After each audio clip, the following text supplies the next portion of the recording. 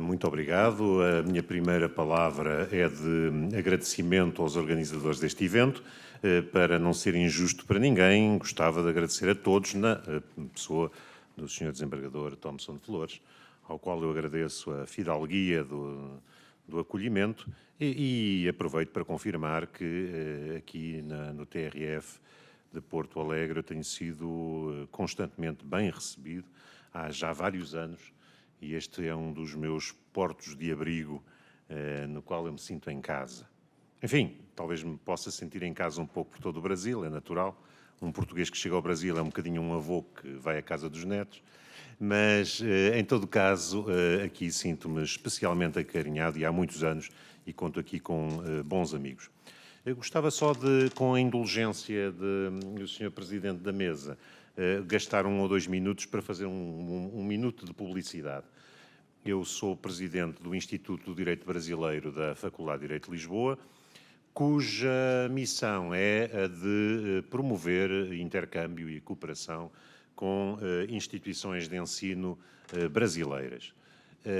E isso faz com que eu não possa deixar de aproveitar este momento para lançar um desafio a todos os presentes de que considerem a possibilidade de, através da EMAGIS, que tem tido uma relação muito cordial com a Faculdade de Direito através do Instituto de Direito Brasileiro, não deixem de considerar a hipótese de se inscreverem em algumas das iniciativas que vamos promover ao longo do tempo e mesmo que não se inscrevam nessas iniciativas, que pensem seriamente em enriquecer a experiência académica, a formação académica, com algumas presenças mais extensas ou menos extensas, conforme as ambições pessoais e académicas de cada um, na Faculdade de Direito de Lisboa. A Faculdade de Direito de Lisboa recebe braços abertos centenas de estudantes brasileiros todos os anos. Este ano, pelos meus cálculos, já ultrapassámos os 700 alunos brasileiros que estão lá a fazer mestrado e doutorado. Só este ano letivo estão inscritos mais de 700 e, portanto, isso dá a ideia de que há ali uma comunidade muito interessante, muito fértil, que enriquece imensamente a experiência daqueles que têm a sorte de ser docentes da Faculdade de Direito de Lisboa, mas que também permite que a Faculdade de Direito de Lisboa vá estreitando e vá aprofundando esta irmandade, que não é apenas linguística e cultural, mas é muito vincadamente jurídica. É muito impressionante a forma como nós vemos com transparência o bom e o mau do sistema jurídico português e brasileiro nas suas raízes comuns. Bom, dito isto, terminava o meu ponto de publicidade e entrava então no meu tema. O tema, como veem, é o direito administrativo na perspectiva da análise económica do direito. E eu até tinha aqui um conjunto de slides que basta-me carregar aqui no botão e vou por aí fora. Mas eu até prefiro não avançar por eles para me sentir mais à vontade, sem embargo, depois de disponibilizar naturalmente esta apresentação a todos aqueles que quiserem e fica já nos computadores aqui da casa.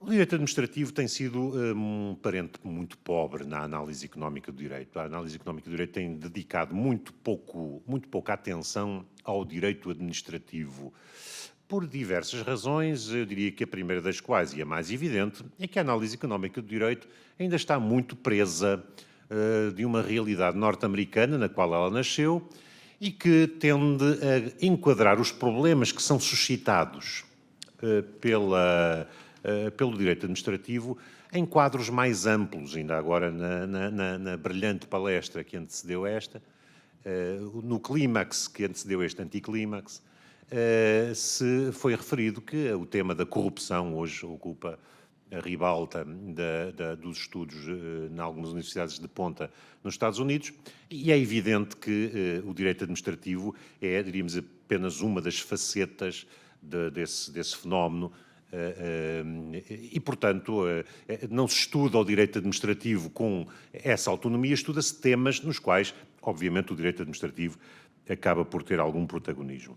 Portanto, o que eu vou fazer a seguir é tentar-lhes dar uma ideia do que podia ser uma espécie de um esboço de curso de direito administrativo visto pela análise económica do direito, concentrando em alguns tópicos que eu julgo que poderiam ser os tópicos mais interessantes. A primeira questão é uma questão que eu diria que tem a ver com a gênese da moderna ciência económica. A moderna ciência económica tem uma data de nascimento, 1776.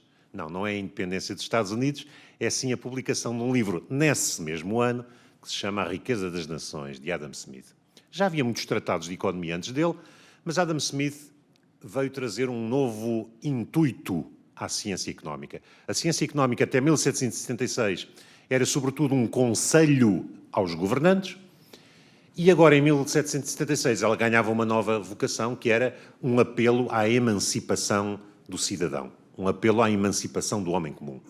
E vinha-se agora demonstrar que era possível o homem comum levar uma vida auto-organizada e até auto-equilibrada, nas suas variáveis gerais, sem a necessidade de subordinação a um soberano, sem necessidade de mais servidões.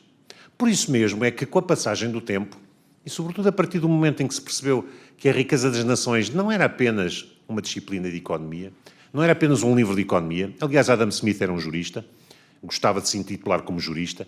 A Riqueza das Nações era o primeiro livro de um tratado sobre o Estado, que ele só não escreveu porque morreu. Acontece aos melhores.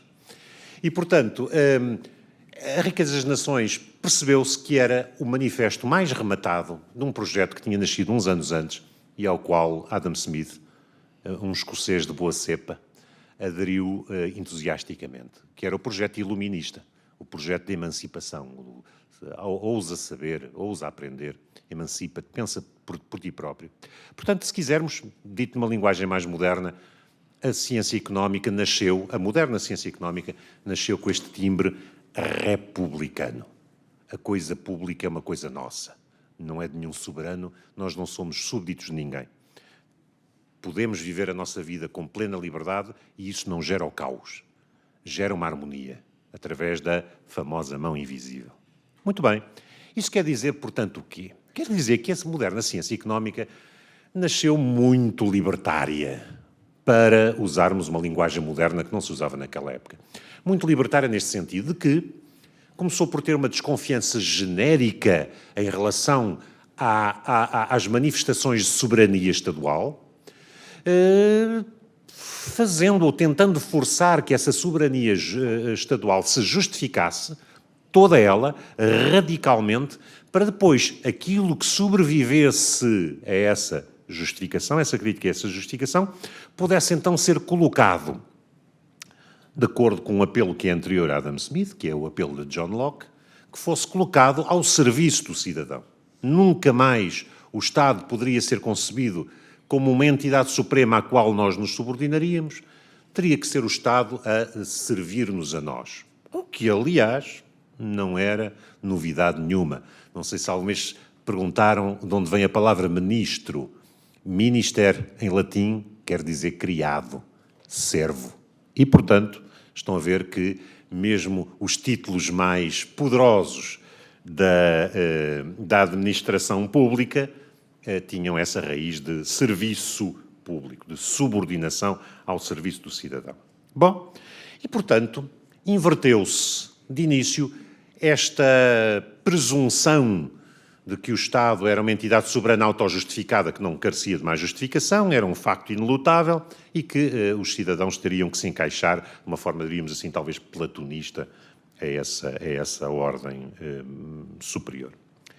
E, portanto, agora tentava-se encontrar uma justificação económica, ou teria que se encontrar uma justificação económica para a subsistência do Estado. Para a subsistência apesar de tudo. Ou seja, uma das primeiras consequências do reconhecimento desta nova mensagem era de que, afinal, o Estado talvez não tivesse que ter um protagonismo como tinha até então. Podia recuar, podia fazer-se recuar. Mas não se podia fazer recuar totalmente, porque a ausência de Estado já era conhecida, por exemplo, na história europeia. A ausência de Estado corresponde ao feudalismo. O feudalismo é aquele momento em que, no declínio do Império Romano, forças não estaduais ganharam protagonismo na organização da sociedade europeia. E as consequências tinham sido catastróficas. Ainda hoje, quando nós vemos um Estado entrar em colapso, aquilo a que assistimos a seguir é ao feudalismo. Estamos a assistir a isso no Iraque, assistimos a isso no Líbano, assistimos a isso um pouco por vários sítios em que os Estados entram em colapso e entram forças de protetores militares a intimidar a população e a proteger alguns grupos. Isso é que é bem característico do feudalismo. Portanto, não se queria abolir o Estado. ao contrário de alguma mitologia que depois acompanhou estes alvores da moderna ciência económica. O que se pretendia era que o Estado agora recuasse e se encaixasse numa área de genuína justificação, que pudesse justificar a sua atuação. E nessa justificação da atuação do Estado também, obviamente, vai aparecer a justificação da existência de um direito administrativo. Que justificação é que subsistiu? Eu diria que a justificação básica é esta. Há muitas coisas que são boas para nós, que nós sabemos que são boas para nós e nenhum de nós produz. Porque ficamos à espera da carona. Ficamos à espera que os outros produzam. E, portanto, há muita coisa boa, nós sabemos que ela é boa, simplesmente sabemos que há coisas que são muito tão boas, que nós não as podemos apropriar totalmente. Se forem boas para nós, são boas para os outros também. Imaginem, por exemplo, alguém vacinar-se. Se eu me vacinar contra uma doença transmissível, eu passo também a deixar de transmitir essa doença porque eu não vou ficar doente. E, portanto, eu estou a tirar um benefício para mim, porque deixo de estar doente, e estou a tirar um benefício para toda a gente que tem contacto comigo, que vai deixar de correr o risco de cada vez que contacta comigo. Essas pessoas tiram benefício de uma atividade cujo custo é inteiramente suportado por mim. De maneira que, se eu não valorizo suficientemente o interesse social da minha vacinação, eu não me vacino e torno-me um perigo social. Quer dizer, portanto, que todos nós temos a consciência de que a vacinação é uma coisa boa. Simplesmente não é possível a pessoa absorver, tirar uma contrapartida de todos os benefícios que causa e, portanto, muitas vezes prefere não os causar, porque suporta a totalidade dos custos, mas não recolhe a totalidade dos benefícios. Bom, chama-se isto, tipicamente, há dois nomes muito modernos, agora na teoria económica, começa-se por chamar a isto uma externalidade positiva. E logo a seguir diz-se que, na presença desta externalidade positiva, existe uma falha de mercado. Ou seja, o mercado que funciona para fazer circular e para dar sinais para produzir e consumir uma miríade de produtos, de bens, de coisas boas, de vez em quando falha. Falha nestes bens, cujas características estruturais não permitem uma apropriação privada, exclusiva, eficiente. Bom, e então diz-se, bom, pelo menos aí o Estado vai ter que providenciar. Vai ter que, por exemplo, ameaçar as pessoas. Dizer assim, não, o senhor tem que se vacinar. É obrigatório. Mas obrigatório, mas ainda vou ter que pagar do meu bolso. Não, é obrigatório e gratuito. Por exemplo, no caso das vacinações, é isso. É obrigatório e gratuito. Nós já sabemos que não há nada gratuito, também é uma daquelas lições que se aprende na economia. Mas se for anunciado publicamente como gratuito, nunca deixa de haver ingênuos que acreditam que é gratuito. E isso faz com que eles alinhem. Até porque o Estado tem uma coisa de extraordinária, que é de fingir que é gratuito, impondo depois o pagamento. Chama-se isso os impostos. Os impostos são inteiramente justificados porque as pessoas voluntariamente não contribuem para essas externalidades positivas. Ora, cá temos, portanto, já um pequeno embrião de justificação do papel do Estado. As pessoas que gostam de atacar homens de palha e caricaturas, é facílimo atacar uma caricatura. Os meus alunos estão sempre a fazer isso comigo. Não suportam atacar-me exatamente como eu sou e, portanto, simplificam, caricaturam-me e atacam-me na caricatura. É mais simples. E, portanto, também se faz muitas caricaturas de Adam Smith para o atacar. Então, o Adam Smith é uma espécie de um anarquista com medo de lançar bombas que quis abolir o Estado para todo sempre. De maneira nenhuma. Quem leia algumas linhas de Adam Smith rapidamente percebe. E percebe também que todos os seguidores, portanto, toda a escola, vamos dizer, clássica e neoclássica da ciência económica, não deixou de reconhecer um papel fundamental ao Estado.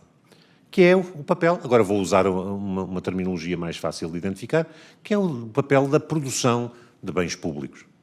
O que é um bem público para a economia? É a externalidade positiva máxima. É aquele bem que produz o máximo de benefício e o mínimo de retorno a quem o produz. Por exemplo, um candeeiro. Uma pessoa constrói um candeeiro numa via pública, aquilo é um bem público. Porquê? Porque toda a gente consegue beneficiar, salvo talvez os cegos, não é? Ou quem não sai à rua à noite, mas todo o resto das pessoas podem beneficiar e ninguém tem que pagar aquele candeeiro. Porque no momento em que ele começa a funcionar e dá benefício à pessoa que o construiu, dá benefício a todas as outras pessoas que não o construíram e que não suportaram o seu custo. Isto é intolerável, isto vai Isto por causa da falta de incentivos à produção, leva à subprodução de candeeiros e para isso mesmo nós inventámos o Estado. Porque o Estado produz os candeeiros e depois chega junto de uma pessoa e diz assim, agora o senhor paga o candeeiro. E a pessoa diz, não, eu sou cego. Não, paga o candeeiro. Não, eu não saio à noite. Não, eu tenho uma lanterna. Não interessa. Pode ter uma lanterna, pode não sair à noite, pode ser cego. Mas paga a mesma, chama-se isso o imposto. E, portanto, o imposto resolve o problema de carona que leva à subprodução de bens públicos. Bom, temos, portanto, aqui uma justificação impecável do ponto de vista da eficiência. Eficiência porquê? Porque isto são coisas que nós desejamos. Nós desejamos ter iluminação pública. E não a produzimos espontaneamente. E, portanto, preferimos que, com todos os males que vamos ver a seguir, podem acompanhar a existência do Estado, preferimos que haja um Estado que resolva estes problemas. Eu diria a mesma coisa com a segurança pública, com a justiça, com a segurança das fronteiras. São bens públicos nesse sentido que toda a gente os deseja e ninguém os produz, pelo menos em quantidades suficientes. Claro que sempre haverá uma pessoa, sempre haverá uns beneméritos que não fazem esses cálculos entre custo privado e benefício privado, ou entre disparidades entre benefício privado e benefício social. Sempre haverá. Mas nós não podemos contar com isso. Aliás, numa passagem muito interessante de Adam Smith, ele diz, não, quem conta com a benevolência alheia são os cães. Os homens não podem contar com a benevolência alheia. Os homens têm que contar com o interesse alheio. Às vezes, com o interesse em nos explorar a nós. A pessoa que nos pretende explorar é normalmente a pessoa que nos faz enriquecer. Imaginem um milionário que quer construir um palácio luxuoso só para nos ofender, no final. Mas ele precisa de operários para construir aquele palácio luxuoso. E, portanto, ele até pode, no fim, querer mostrar apenas o palácio no qual os operários deixam de ter a possibilidade de entrar. Mas, entretanto, enriqueceu os operários. Não há outra forma de produzir aquele palácio. A menos que ele o produza sozinho e fique ele pobre. Não. Pobre neste sentido que deixa de ter tempo para gozar a sua vida. Bom, agora que temos uma justificação para a existência do Estado, vem agora já o reverso da medalha, que são as chamadas falhas de intervenção. As falhas de intervenção têm a ver com o seguinte. O Estado é chamado para tentar compor aquilo que espontaneamente a nossa vida privada não permite compor. Vamos novamente insistir que esta mensagem, que é uma mensagem congénita na ciência económica moderna, não é ideologia pura, embora, claro, possa sempre ser lida como ideologia, mas é ainda o eco de um momento em que a Europa liderou um processo de emancipação, de que ainda somos tributários. Nós podemos tentar sair fora dessa corrente. Já há muita gente que tenta sair, e, enfim, até podemos dizer que o século XX está todo cheio de denúncias contra a mensagem iluminista, de desânimos, etc, etc. Muita gente desanimou do projeto iluminista, mas eu fico muito assustado porque entre os entusiastas do ataque ao iluminismo estão, por exemplo, nazistas, os vários totalitarismos atiraram-se contra o projeto iluminista, embora também, às vezes, atribuíssem ao projeto iluminista uma espécie de um desenraizamento cultural que teria legitimado esses totalitarismos. Bom, mas de qualquer maneira, a ideia do constitucionalismo, por exemplo, é uma ideia iluminista pura. E a ideia também desta emancipação é uma ideia iluminista. Nós hoje falamos de direitos do homem, direitos fundamentais, etc, etc, porque mantemos esta convicção de que, apesar de tudo, de vivermos neste vale de lágrimas, ainda é possível alguma emancipação. Volto a pedir vénia ao meu ilustre predecessor, é possível não perder totalmente a esperança, vamos dizer assim. Ora, se vamos agora encontrar um Estado que atua, mas que, ao atuar para resolver esses problemas, deve atuar numa estrita observância dos valores da emancipação individual, então temos que ter muito cuidado. Um primeiro cuidado foi muito difusamente formulado ao longo dos tempos, até que em 1960, um homem que recebeu o Prémio Nobel por isso, formulou em termos mais precisos, Ronald Coase. Formulou em termos mais precisos, e os termos mais precisos que ele usou eram basicamente isto. A maior parte das funções de coordenação para as quais nós apelamos o Estado podem ser utilmente desempenhadas pelo Estado quando nós demonstrarmos, mas só depois de demonstrarmos, que esses esforços de coordenação seriam desproporcionadamente caros para os privados. Portanto, podíamos dizer assim, há uma espécie de aplicação de normas coletivas de convivência, de coexistência, que pode começar por ser privada, e no caso de falhar essa aplicação privada de normas de coexistência, então vamos para as normas públicas. Por isso mesmo, nós temos um direito privado. Um direito privado que é mais importante na nossa vida comum que o direito público. E o que é que nos diz o direito privado? Algumas coisas muito básicas, entre uma das quais, talvez a mais básica das quais, é pacta sunt servanda, isto é, façam os contratos que quiserem e depois obedeçam-lhes, façam a vossa própria lei, vivam de acordo com a lei que livremente estabeleceram e sejam livres. Sejam livres, não no sentido apenas de serem caprichosos, livres romanticamente livres, mas também autónomos, no sentido kantiano. Ditem as normas para vós próprios. Sejam os autores das vossas próprias leis. Isso é a essência do contratualismo. E, portanto, eu diria que, nesse primeiro sentido, o direito privado aponta para esse caminho de vamos primeiro tentar a solução pactuada. E a intuição de Ronald Coase, em 1960, é esta, é de que essa solução normalmente levará à solução, ou essa via levará normalmente à solução mais satisfatória e mais eficiente. Eficiente neste sentido que satisfaz mais os interesses de todos os envolvidos, salvo quando a dimensão, por exemplo, do problema, ou a natureza dos bens envolvidos, ou até algumas deficiências na definição das titularidades de acesso a esses bens envolvidos, determinam custos muito elevados, os chamados custos de transação. Quando esses custos forem muito elevados, por exemplo, há um problema de ruído num prédio, são 8 vizinhos. Os 8 vizinhos telefonam uns aos outros ou reúnem-se. Caramba, 8 convocatórias não é difícil. Agora, há um avião ou há um aeroporto onde estão a pousar aviões que estão a causar a perda de sono de uma cidade de 10 milhões de pessoas. Como é que se convoca 10 milhões de pessoas para uma reunião para decidir o que fazer? Não é possível. É caro demais. Era preciso encher um estádio, um super estádio, e mesmo assim, como é que as pessoas se organizavam lá dentro para chegar a um consenso? Também pode-se fazer uma votação, mas a votação pode ser multidimensional e nós não percebermos qual é a legitimidade ou até a intensidade dos interesses afetados.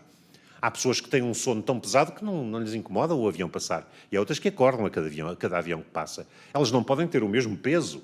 E isso pode ser importante na escolha de nomes num processo democrático, mas não na resolução satisfatória de interesses privados, de genuínos interesses privados, que têm uma escala de dimensão. Bom, e portanto temos uma solução privada, uma solução pública, vamos para a solução pública quando a solução privada de facto for muito cara, mas temos que provar primeiro que a solução privada era demasiadamente cara. Mas ainda há mais. Nós podemos também pensar que de vez em quando os privados não são tão estúpidos que releguem imediatamente para uma solução paternalista aquilo que, apesar de tudo, eles conseguem fazer, espontaneamente. E muitas vezes os privados conseguem estabelecer normas institucionais de alguma duração. Normas que não têm que ser normas públicas ou de apelo à intervenção do Estado. Podem ser normas, por exemplo, corporativas. Um nome de grande peso, que também recebeu um prémio Nobel e que andou muito nessa... Ainda falei com o professor Juarez a respeito dela, a Elinor Ostrom, demonstrou e estudou muitas comunidades pequenas, onde os custos de transação não eram muito elevados, sei lá, a comunidade dos Ourives, em Antuérpia, por exemplo, nas quais existem normas que são mais restritivas do que a própria lei belga e que funcionam, porque as partes querem. Dentro de uma empresa, de acordo com o direito comercial, que ainda é direito privado, há normas que podem ser mais restritivas que as leis da República e funcionam. E, portanto, por que não reconhecer também que existe um plano intermédio, que eu diria que é o plano dos incentivos privados ao acatamento de normas coletivas.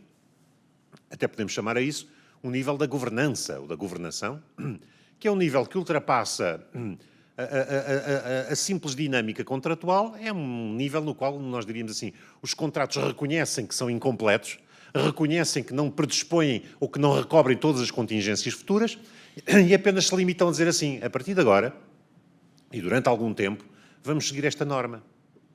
E se esta norma falhar, vamos revê-la. Mas vamos revê-la como vizinhos ou como membros de uma empresa. Não precisamos de apelar, inevitavelmente, para a presença do Estado. Vamos deixar o Estado para um plano um pouco mais distante. Ora, isto levanta-nos ainda um outro problema, que é este. Já vimos que com estas justificações todas é possível o Estado estar presente, mas se aceitarmos a lógica dos argumentos que eu usei até agora, o Estado já está numa posição muito recuada e muito defensiva. Mas ainda há mais. Adam Smith, curiosamente, já no século XVIII, tinha um apelo republicano especialmente veemente. Ele dizia: não há nada mais estúpido do que estes monarcas da Europa que julgam que são omniscientes e conhecem melhor os assuntos privados dos seus súbditos do que os seus próprios súbditos, porque eles têm a arrogância, que é de uma estupidez crassa, de pensarem que dão ordens que maximizam ou melhoram a condição dos seus súbditos. É claro que os monarcas da Europa não sabiam muito sobre finanças, mas isso também não é mal nenhum, porque, de acordo com o poema do Fernando Pessoa, também Jesus Cristo não sabia, e não consta que tivesse biblioteca, e foi o homem que foi. Mas, de qualquer maneira, há aqui um problema. E esse problema foi reconhecido pela moderna teoria económica como um problema que tem um nome muito fácil de reter e muito sugestivo, que é o problema da assimetria informativa. Como é que nós podemos tomar uma decisão relativamente a outrem se essa pessoa sabe mais sobre os seus próprios interesses do que nós próprios? Nós temos que arranjar uma maneira qualquer de nos coordenarmos com a pessoa cujos interesses estão em jogo, por forma a que esses interesses sejam revelados e ganhem a relevância adequada na relação que estabelecemos com essa pessoa. Existe uma forma de o fazer? Existem duas. Há um modo muito informal de o fazer. Chama-se convívio humano. No convívio humano, nós não temos que estar a fazer promessas uns aos outros. Podemos colaborar uns aos outros sem nos prometermos nada, podemos satisfazer a curiosidade dos outros, podemos satisfazer a atração dos outros, por aí fora, sem nos comprometermos com nenhum programa de colaboração, e mesmo assim alcançarmos as finalidades privadas daqueles que estão envolvidos nesse convívio. Do ponto de vista económico, esse convívio chama-se mercado. O mercado é, por definição, um ponto de encontro pontual, sem compromisso, de partes que um dia vendem e no dia seguinte não vendem. Um dia compram, no dia seguinte não compram. E porquê é que num dia compraram e no outro dia não compraram? Porquê é que num dia venderam e no outro dia não venderam? Porque num dia justificava-se, no outro dia não. E, portanto, espelharam em cada momento os seus interesses relevantes numa interação sem se comprometerem para o futuro. Foram contactos pontuais e que satisfizeram. Pergunta-se, porquê é que o mercado satisfaz mais do que uma distribuição autoritária? Porque o mercado incorpora toda a informação relevante. Os interessados têm que ir ao mercado para satisfazer os seus interesses. E, portanto, têm que manifestar, embora, obviamente, de forma um pouco estereotipada, claro, porque senão tínhamos que ter cérebros muito mais potentes para captarmos todas as nuances do íntimo de cada um. Não, as pessoas vão para os mercados ou vão para as suas interações sociais muito estereotipadas, mas eu não digo isto em relação às relações económicas. Todos nós desempenhamos papéis que simplificam a compreensão que os outros têm de nós. Chamamos a isso máscaras, personas, personalidade. A personalidade não é a nossa autenticidade íntima. A personalidade é a nossa projeção externa. É a imagem que nós queremos que os outros vejam. Nós somos todos excelentes mentirosos, por exemplo. Somos todos génios na autojustificação, dizia o Sigmund Freud. Somos todos génios na autojustificação. Porquê? Porque, obviamente, vivemos esta dupla natureza de uma consciência íntima e depois de uma revelação de uma imagem com a qual nós queremos alcançar o máximo de otimização na interação social, com a consciência prévia de que os outros não conseguem entrar no nosso íntimo e, portanto, vão engolir aquilo que lhes oferecermos da nossa mentira, que é a nossa personalidade. Muito bem. Por outro lado, há programas de colaboração mais estáveis, que são os contratos. E nos contratos, também as partes, em princípio, têm que revelar quais são os seus interesses. Porque uma parte que não revela os seus interesses básicos, nem sequer consegue caracterizar o tipo de contrato que pretende. E, portanto, o contrato, a simples escolha de um tipo contratual é reveladora dos interesses em causa. É claro que pode haver erro na qualificação, mas, em princípio, as pessoas sabem o que é que pretendem. Uma pessoa que pretende alugar não vai comprar. Parte-se do princípio. Enfim, há sempre exceções. E, portanto, quer dizer que o mercado quer nos seus contactos pontuais, quer nas suas relações contratuais, já incorpora uma informação distribuída que não existe nas relações entre súbditos e soberanos. Quer dizer, portanto, que a intervenção do Estado tem uma limitação cognitiva de que os mercados não padecem. Pergunta-se, os mercados não estão também, ou não podem ser também inquinados por assimetria informativa? Claro! Por isso mesmo, também eles falham. Também é por isso que eles falham. Se eu soubesse que a minha intervenção pequena era acompanhada da pequena intervenção de toda a gente na produção de um bem público, os bens públicos eram espontaneamente produzidos. É porque eu não sei o que os outros vão fazer que eu prefiro não fazer. Mas se eu soubesse o que eu ganharia, se os outros soubessem que eu sabia, que eles sabiam, que eu sabia, por aí fora, o bem público aparecia produzido, mas não aparece. Portanto, o próprio mercado também falha. Agora estamos a falar das limitações a um pretenso paternalismo. Pergunta-se, qual é a demonstração mais clara disto? A demonstração mais clara destas falhas de intervenção é, a meu ver, os chamados mercados negros, os mercados clandestinos, os mercados paralelos. Ao longo da história, os piores disparates económicos que se têm feito dizem respeito à interferência no mecanismo de preços. E, de vez em quando, os Estados têm essa veleidade. Porquê? Porque aparecem grupos a pedir-lhes, ou porque estão em situações de emergência, ou estados de sítio, por aí fora, interferem no mecanismo de preços. E o que é que acontece sempre que um Estado interfere no mecanismo de preços? Forma-se um mercado paralelo, o chamado mercado negro. E o que é o mercado negro? O mercado negro, Adam Smith, quando tratou desta questão, teve uma imagem muito curiosa. Quando tratou desta ideia de que as pessoas fogem às intervenções estaduais quando elas não se coadunam com os seus próprios interesses. Portanto, a afirmação mais radical, lockeana ou libertária de que ele foi capaz. Ele dizia, a sociedade e o interesse social é tão forte que resiste ao pior dos médicos. Mesmo um tirano, mesmo o mais tirano dos mais tiranos, não é capaz de impedir as pessoas de sobreviverem através dos mercados. A ilustração clara apareceu com a União Soviética, no século XX, coisa que Adam Smith não podia ter antecipado. Houve uma tirania feroz contra o funcionamento dos mercados, mas nenhum cidadão soviético se deixou sozinho morrer à fome, recorrendo aos mercados paralelos, recorrendo à clandestinidade. Enfim, nós ainda hoje temos muitas ilustrações disso, as mais recentes em Cuba, por exemplo, onde o mercado negro funciona e o mercado oficial, por isso simplesmente, não funciona. Ora bem, e portanto estão a ver que temos aqui já uma panóplia de situações de falhas de intervenção que demonstram que, do ponto de vista económico, há um grande receio de que as justificações que existam para a intervenção administrativa na economia venham a redundar em maus resultados. E, no entanto, há sem dúvida nenhuma a necessidade de que o Estado intervenha. Eu talvez dê o exemplo mais claro daquilo que é a necessidade de intervenção do Estado. Enfim, é um assunto extremamente técnico, perco sempre 4 ou 5 aulas quando o explico aos meus alunos, mas aqui num minuto vou apenas dizer o que é. É o chamado problema dos monopólios naturais. Os monopólios naturais são situações em que o mercado só consegue funcionar bem com um monopólio. Ou seja, são situações em que a concorrência não funciona.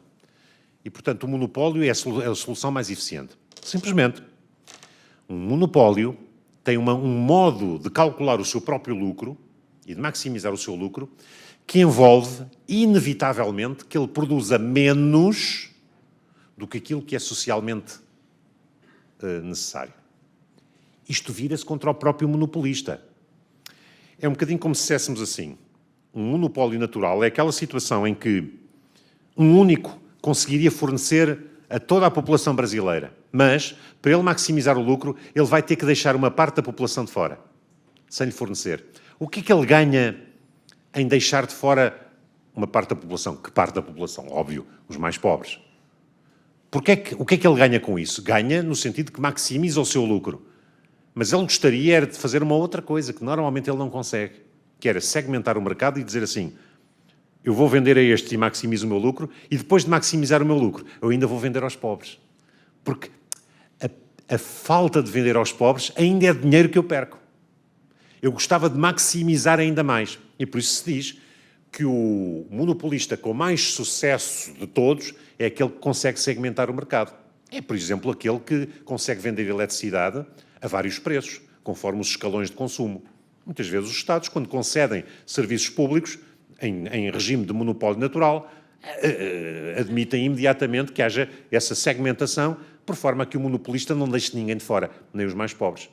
Como os mais ricos não se conseguem confundir com os mais pobres em termos de padrões de consumo, é possível discriminar os dois e, portanto, cobrar um preço aos mais ricos, maximizando o lucro, sem precisar de excluir os mais pobres. Ora bem, cá temos nós um daqueles típicos casos em que, das duas uma, ou é possível um monopólio natural espontaneamente segmentar os preços, o que é muito difícil, exige um conhecimento de mercado que normalmente não está acessível nem sequer a um monopólio natural, ou então vamos ter que ter aqui uma intervenção do Estado. Só que a intervenção do Estado com o monopólio natural é uma intervenção complicada. Eu até diria que é aí que nasce o hoje tão famoso problema da regulação. Porque a regulação pode ser uma simples expressão de paternalismo, eu até diria que, normalmente, a maior parte das situações de regulação que vemos pelo mundo inteiro são situações de paternalismo saudosista. Enfim, é aquela coisa de... é o estatismo envergonhado.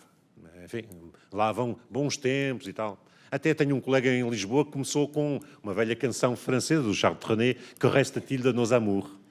O que é que resta dos nossos amores em que nós éramos estatistas e o Estado absorvia tudo e mandava, aquela vanglória de mandar.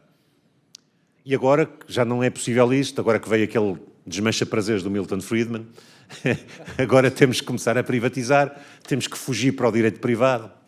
Mas enfim, enquanto deixarmos lá os nossos boys, quando deixarmos lá aquela gente de confiança, que ainda tem a sua alma estatista, tudo irá bem. E, portanto, a regulação nasce um pouco com esse equívoco. Mas há uma regulação que é indiscutivelmente eficiente, que é essa regulação do monopólio natural. Porque a regulação do monopólio natural é, sobretudo, a regulação do monopólio natural que não consegue discriminar preços. Então, o que é que a regulação faz? Olha para o monopólio natural e olha para os pobres. E diz ao monopólio natural, atenção, você não pode discriminar os pobres. Você não pode deixar de fornecer aos pobres.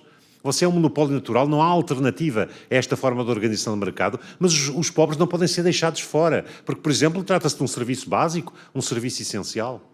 Então você vai ter que reestruturar o seu esquema de preços para estender também aos pobres. Só que o monopolista natural diz imediatamente, mas se eu estendo aos pobres, os ricos fingem que são pobres e consomem um preço mais baixo. Lá se vai o meu lucro. Eu vou ter que baixar os preços médios e acabo com a maximização do meu lucro. Eu sou maximizador de lucro, etc, etc, etc. Como é que se resolve o problema? Impõe-se. Mas se impõe, o monopólio natural deixa de ser monopólio natural. Ou melhor, perde o seu incentivo, deixa de produzir. Diz, sou maximizador de lucro, vejo que neste ramo não posso maximizar o lucro, vou desviar os meus recursos para um outro ramo. E um bem essencial deixa de ser produzido.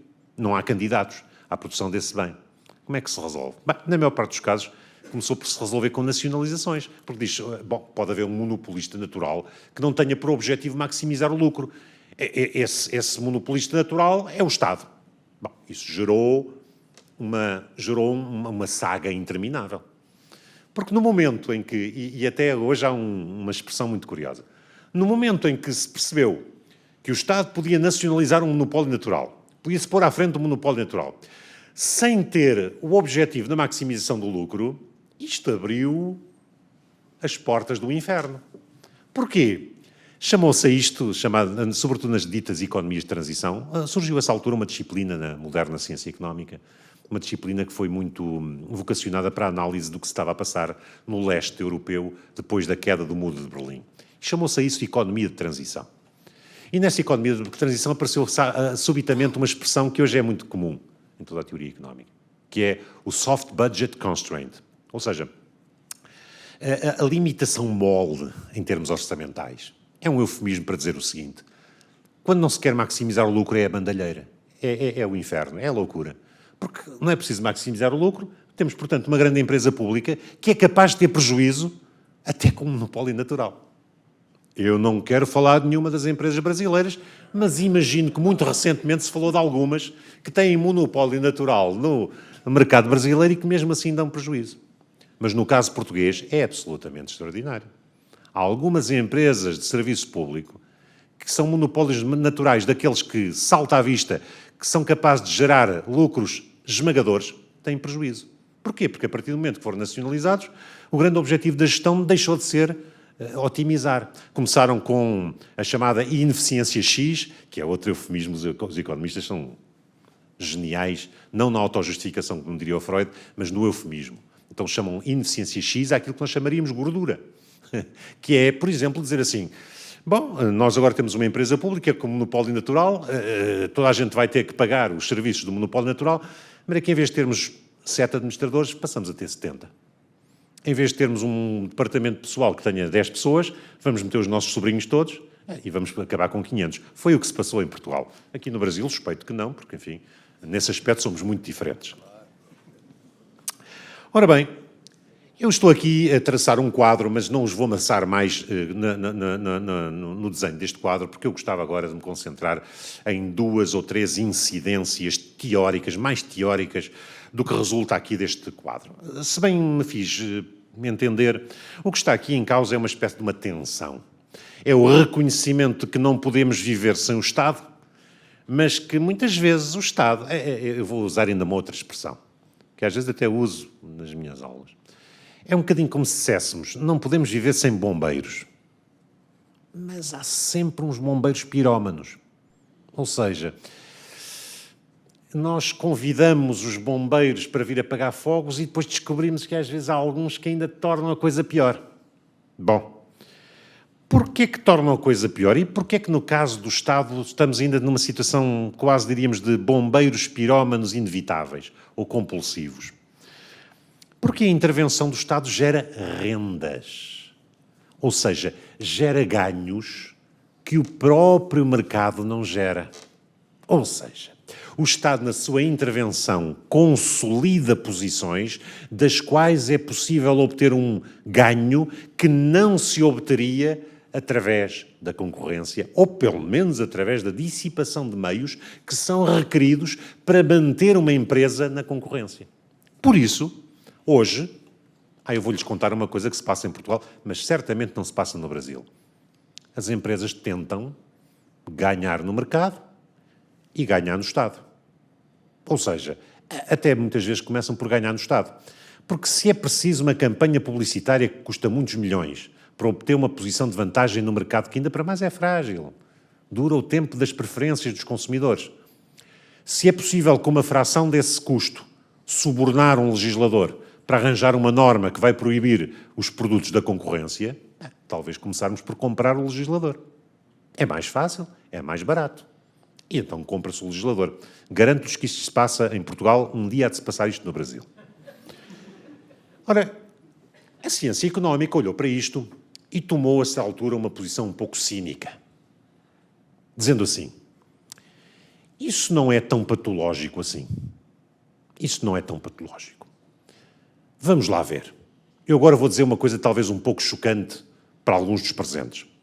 Aqui há uns anos fui convidado por um colega meu, entretanto até já falecido, coitado, mas que tinha escrito um livro sobre corrupção. E eu disse 2 coisas para atordoar as pessoas que estavam lá no lançamento do livro. Disse, a primeira coisa é que nós não devíamos estar aqui, porque falar de corrupção gera a convicção de que a corrupção é uma prática socialmente existente e, portanto, dissemina as oportunidades de corrupção. Para se combater a corrupção, o melhor é não falarmos muito sobre ela, porque senão gera-se uma convicção, aquela convicção consuetudinária, que nós juristas sabemos o que é. Eu agora já me perdi quanto ao outro argumento. E o outro era bastante mais chocante. Eu dizia, não, quando nós falamos de corrupção, normalmente esquecemos uma coisa que é o esforço do pobre, do corruptor, do corrupto. Eles também têm que ganhar a vida. Eles são seres humanos, nós devíamos ter um pouco de caridade com eles. Porque eles estão a tentar racionalizar uma regra de jogo que afinal existe, que afinal é praticada, e eles estão a tentar otimizá-la para os seus fins pessoais. Nenhum corruptor, que eu saiba, usa os seus recursos para matar pessoas, não é para beneficiar a sua família, não é? Eu lembro-me que havia até aqui um candidato que assumiu isso, não é? Um candidato que tinha assim um aspecto, uma conotação circense, e que dizia, bom, primeiro vou começar por beneficiar a minha família, não é? Havia um candidato. Bom, e eles fazem isso e, portanto, é humano. Mas o que é que eu queria dizer com isto? É que, a essa altura, tomou-se uma atitude um pouco cínica na análise económica e chamou-se a isso a teoria da escolha pública, public choice, que era uma ideia muito em voga na altura do Ronald Reagan, da Margaret Thatcher, que era uma ideia que se assentava mais ou menos nisto. Até agora a ciência económica tem pensado só no funcionamento dos mercados. E tem pensado que os mercados são uma coisa e o Estado é outra. Mas isso é absurdo. Porquê é que as pessoas desligam o seu registro de mercado quando começam a operar no Estado? Não faz sentido. E, portanto, talvez possamos ganhar em compreensão sobre o funcionamento do Estado se mantivermos o mesmo registro analítico para o mercado e para o Estado. Mas como é que é possível fazer esse contínuo? Dizendo que o Estado é um mercado. O Estado é um mercado onde se compra e vende. E o que é que se compra e vende no Estado? Compra-se e vende-se políticos e burocratas. Os políticos e burocratas são dois bens que se vendem.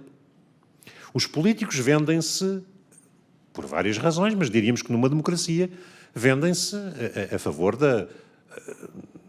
dos meios que permitam alcançar os seus objetivos políticos e, sobretudo, perpetuarem-se no poder através de eleições. Os burocratas vendem-se para maximizarem os seus proveitos departamentais. Pensam no seu departamento, não precisam ter a visão de conjunto, portanto, tudo o que maximizar o seu departamento. Eu tive alguma dificuldade em aceitar esta última, porque, enfim, eu também sinto uma espécie de um burocrata do ensino. Até que um dia o reitor da Universidade de Lisboa chamou a Faculdade de Direito e disse: as outras faculdades estão em dificuldade. Isto já foi há muitos anos. As outras faculdades estão em dificuldades financeiras. A Faculdade de Direito tem tantos alunos que tem um superávit. Mas é que vamos ser solidários. Nós sempre, Sr. Reitor, vá para o inferno. Mas é que as outras fecham. Muito bem, que fechem. Nós queremos que as outras faculdades da Universidade de Lisboa vão para o inferno. Se no fim ficarmos só nós, ótimo. Eu não quero saber da Universidade de Lisboa para nada. E depois o reitor insistia e, a essa altura, a coisa tornou-se desagradável, a ponto de um colega nosso dizer assim: Sr. Reitor, desculpe, mas, porque ele invocava umas leis. E ele dizia: Sr. Reitor, desculpe, mas se eu soubesse tanto de leis, o senhor era professor de Direito, não era reitor. Portanto, ainda tinha essa promoção. Bom, mas enfim, de qualquer maneira, a escolha pública é hoje um ramo da economia, já nem da análise económica de direito, autonomizou-se da análise económica de direito. É um ramo de economia que até já garantiu vários prémios Nobel da economia e que assenta basicamente nesta visão cínica das coisas, que é cínica, eu estou a dizer cínico, enfim, sem nenhuma conotação especial, porque o cinismo é assumido, até muitas vezes falam da politics without romance, portanto é política sem romance. No fundo, os autores da escolha pública dizem: há uma coisa muito romântica que é a servidão ao interesse público. Assim, umas virgens vestais que, coitadinhas, se atiram para cima de uma pira e expiram para que seja preservada a virgindade do interesse público. E isso não existe há muito tempo e, melhor, e é bom que não exista. Porque quando aparecem umas virgens vegetais, de hoje em dia, hoje, quando aparecem pessoas virtuosas a defender o interesse público, nós já sabemos que são terroristas. Porque os terroristas são os únicos que continuam convencidos de que a coisa pública é uma coisa pura. Tudo o resto está contaminado e bem contaminado. Eu diria com alguma ironia, se me permitem, que é o grande triunfo de Aristóteles contra Platão. O século XXI está a mostrar finalmente que o estagirita, o homem de estagirita, tinha toda a razão. A virtude faz-se na contaminação, não se faz no apelo a arquétipos puros. Faz-se na contaminação. Quem quer arquétipos puros acaba terrorista.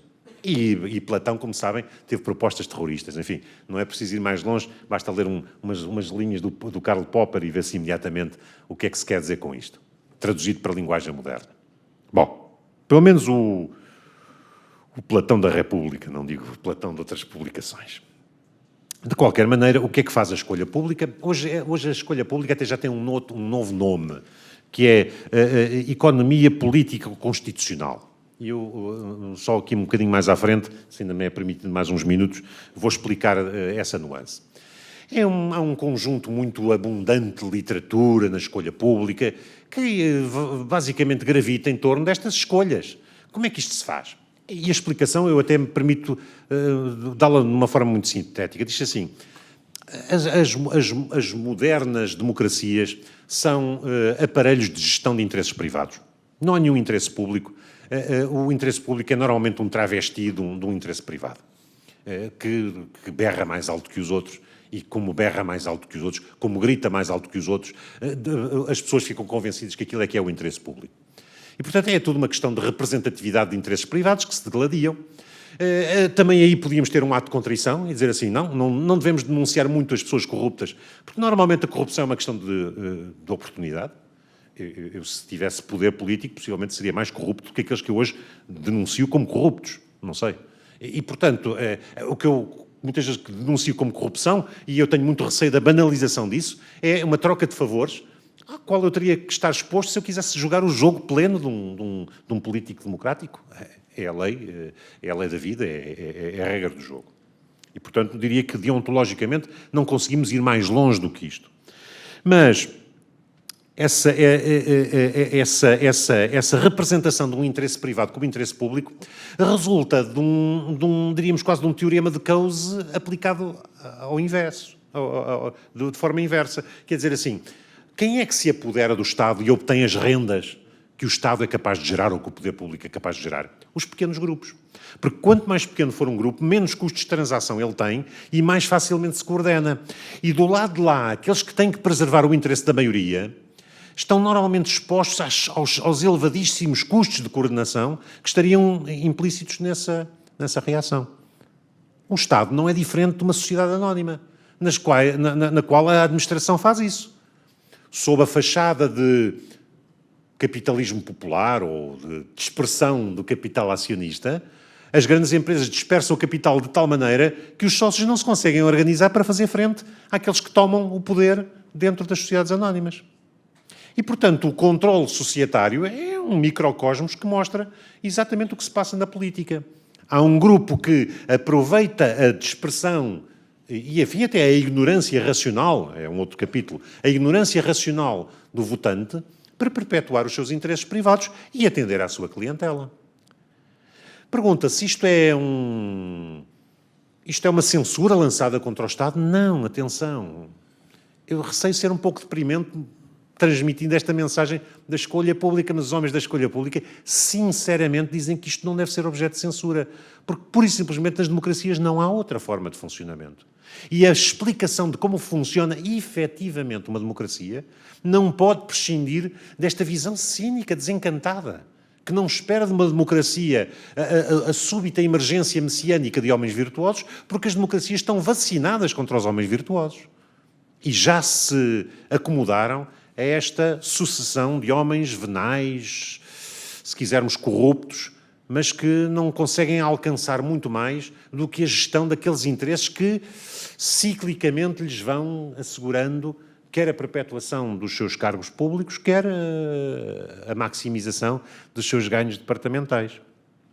É claro que depois nós podemos também identificar nessa moderna economia política constitucional uma outra vertente, que diríamos que é mais transcendental ou pura, que é vamos lá ver, também é possível recuar a um momento de véu de ignorância, já não digo o Rawlsiano, mas qualquer coisa parecida, e pensar na formação de regras de otimização da coisa pública ainda antes da própria formação das regras, portanto, fazendo tábua rasa do funcionamento das democracias, perguntando se não é possível criar um direito que permita uma administração a partir do zero, melhorada em relação àquelas que nós conhecemos.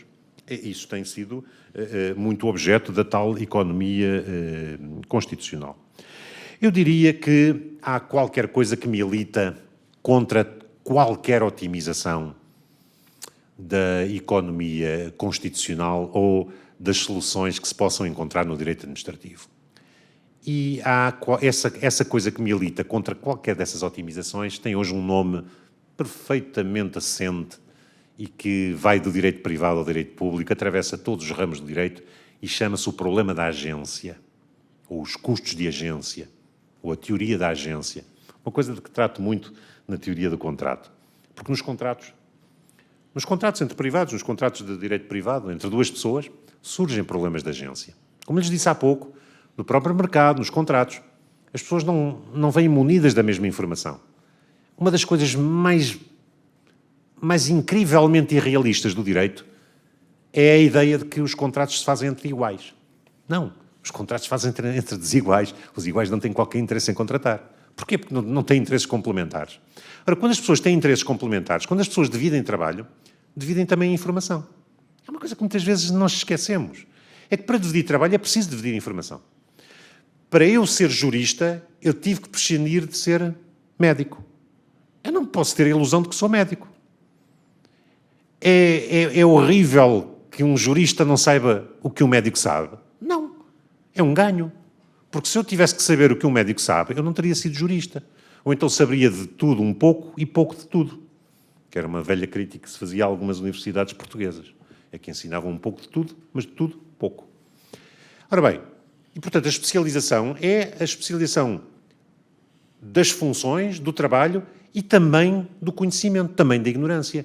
Ninguém consegue especializar-se sem assumir uma cota-parte muito grande de ignorância. Claro que todos nós temos salvaguardas contra o chamado idiot savant. Portanto, a pessoa que sabe tanto de uma coisa que até se costumava usar a imagem do homem que está a olhar para as estrelas e cai num poço, porque perdeu o contacto com a realidade. Mas é evidente que essa ignorância existe. Ora, quando existe essa ignorância, surge imediatamente, de um ponto de vista estratégico, a oportunidade de explorar a assimetria informativa. A assimetria informativa é que está por trás desse problema da agência. O que é o problema da agência? A agência, enfim, para juristas isto é trivial, para economistas não é, mas para juristas é trivial. A agência é aquela situação em que uma pessoa toma a seu cargo interesses alheios em função dos quais deve orientar a sua conduta, ou na otimização dos quais deve orientar a sua conduta. Há, portanto, um comitente e um comissário, um mandante e um mandatário, enfim, mas há sobretudo um principal e um agente, isto é, há uma pessoa que é titular do interesse e há uma pessoa que trabalha por esse interesse. Nos contratos é isso que nós fazemos. Quando nós contratamos, seja o que for, estamos a pedir a outra pessoa que colabore connosco e, portanto, estamos a pedir dessa pessoa, nem que seja só um bocadinho de trabalho, em nosso favor, no nosso interesse. Portanto, ao menos num determinado momento, essa pessoa está a agir no nosso interesse. Ora bem, no Estado, no direito administrativo, isso é uma constante. Constantemente nós estamos a pedir do Estado e dos representantes do Estado e das autoridades que representam o Estado que hajam não em função do interesse delas, mas em função do nosso interesse. Ora, temos aqui um problema. É o agente, a partir do momento que começa a agir, começa a aumentar a sua assimetria informativa em relação ao representado. Essa é mesmo a ideia. A ideia é de que o agente nos liberte do esforço de cuidarmos daquele interesse, porque senão cuidávamos nós próprios. Mas é que temos que ter confiança. Confiamos no agente. Pode ser maior confiança, menor confiança, até pode ser uma confiança meramente formal. Embora, em alguns casos, haja relações fiduciárias que são importantíssimas e são muito enfatizadas no direito público, embora com larguíssimas margens de ficção, claro.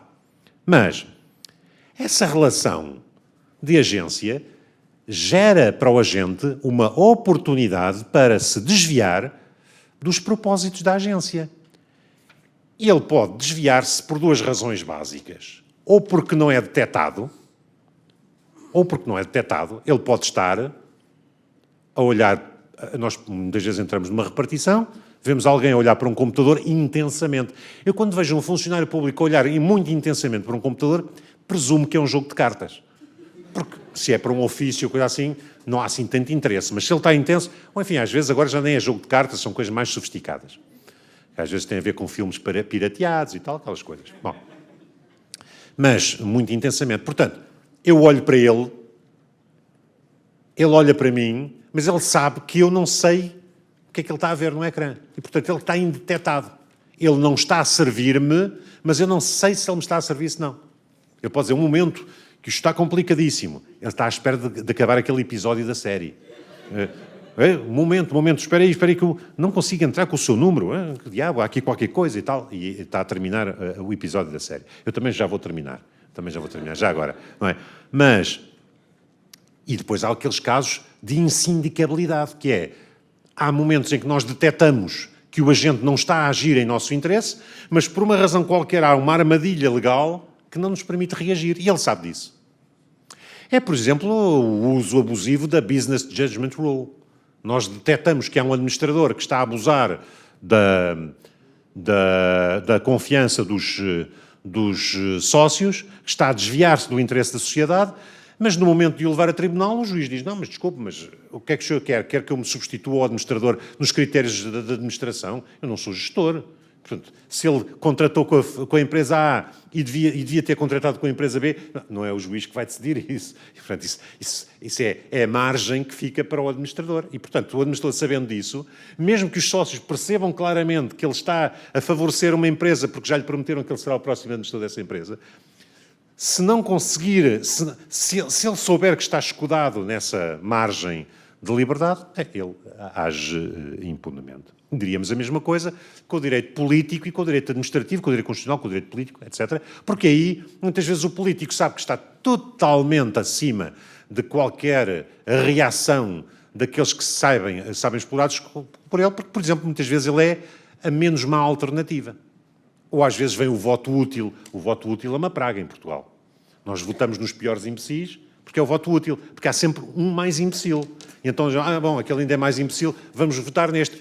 Esquecemos que temos um conjunto grande de agravos, e ainda para mais, o sistema democrático tem este problema, que é, pede-nos um voto de conjunto, em pessoas que têm coisas boas e más, e nós gostaríamos que elas se conseguissem rachar a meio, às vezes literalmente, não é?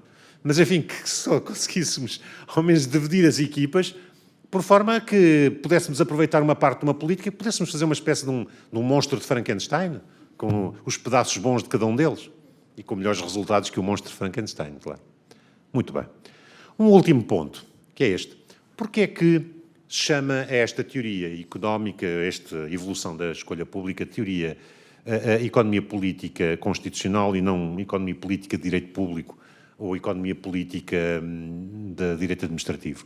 Porquê, portanto, uma relativa invisibilidade? Foi esse o ponto em que comecei, uma relativa invisibilidade. Como espero ter já deixado mais ou menos claro, que o direito administrativo é chamado, é convocado, de uma forma um bocadinho enviesada e lateral, por estes problemas, claro. E, portanto, mesmo para os teóricos norte-americanos, nos quais, enfim, o direito administrativo não tem o peso que tem na nossa civil law, e sobretudo na civil law mais tributária do sistema francês, do direito administrativo francês, como é o caso português e brasileiro, e, portanto, estamos a falar de realidades de facto muito diferentes, mas, apesar disso, não há dúvida nenhuma que há um direito administrativo, enfim, que crescente, aliás, nos Estados Unidos. Nós muitas vezes dizemos que os Estados Unidos são um nirvana em matéria de relações entre cidadãos e o Estado. Nenhum americano confirmará isso, porque, por exemplo, eles têm o sistema tributário mais exótico e complexo do mundo, com os mais pesados compliance costs, com os custos de acatamento mais pesados do mundo.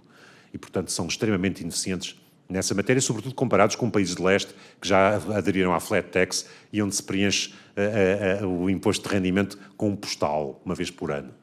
Isto para os americanos é totalmente o nirvana. Bom, de qualquer maneira, porquê esta subrepresentação? Há várias explicações e hoje há uma literatura relativamente abundante nesta matéria.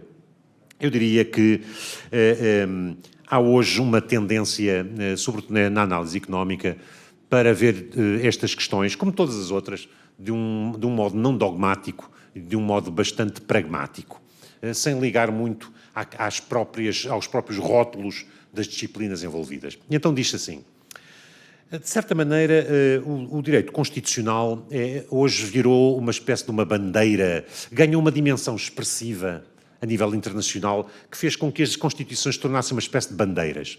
Como as velhas cidades italianas, que cada uma queria ter uma torre mais alta do que as outras, muitos países acharam que, se tivessem as constituições mais gordas e estapafúrdias do mundo, seriam os países mais democráticos e mais livres do mundo. Não sei bem a que país é que me estou a referir, mas pronto, vamos lá outra vez ser antipatrióticos e vamos dizer que a Constituição portuguesa é bem gordinha e bem inútil.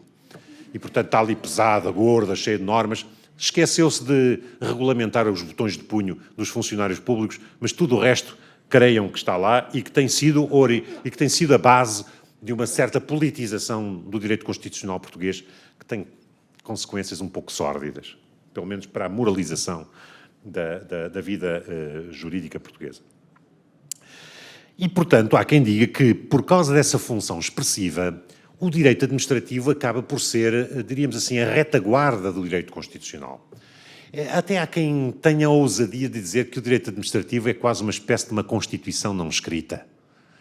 Ou seja, é o lado institucional que sobrevive às veleidades e aos ventos ideológicos que vão varrendo as constituições e que fazem com que as constituições, sobretudo nos países de civil law, sejam muito mais efêmeras do que as normas de direito administrativo, o que é uma coisa absolutamente espantosa, sobretudo para os analistas norte-americanos, que não entendem de todo a nossa lógica. Mas a verdade é essa, é que as constituições vão passando e as normas administrativas, não obstante eu subscrever totalmente a velha ideia do Tácito, plurime leges corruptíssima república, portanto, quanto mais leis, mais corrupta a república, e o direito administrativo aí vai sempre entusiasmadamente na vanguarda da corrupção da república, multiplicando leis.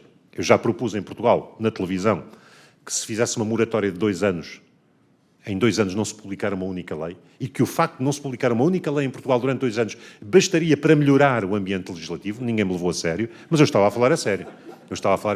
É claro que uma moratória de 2 anos significaria o desemprego de uma classe que vive deste parasitismo de entropia legislativa.